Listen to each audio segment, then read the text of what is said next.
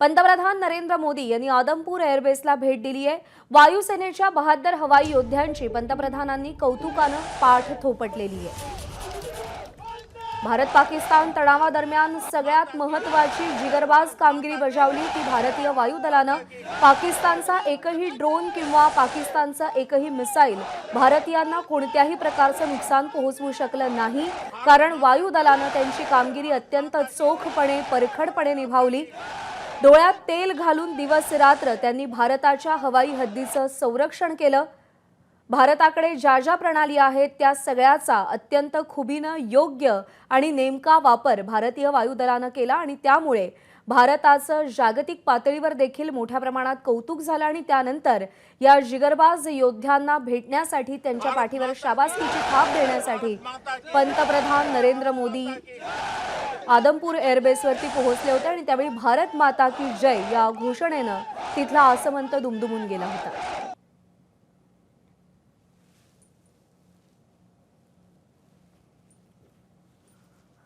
पाकिस्तानात शिरून पाकिस्तानला धडा शिकवणं शक्य झालं ते भारतीय वायुदलामुळे।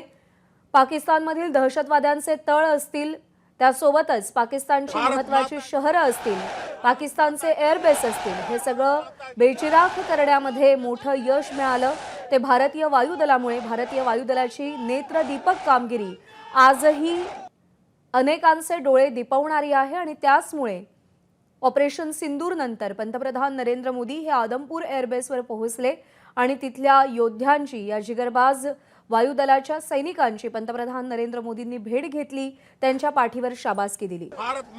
देशाच्या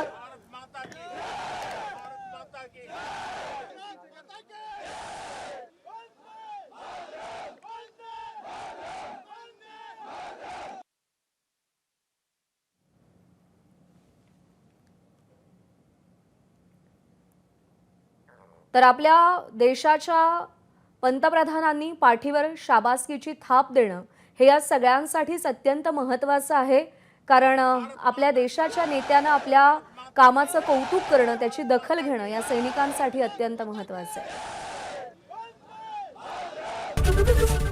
एबीपी माझा, उघडा डोळे बघा नीट।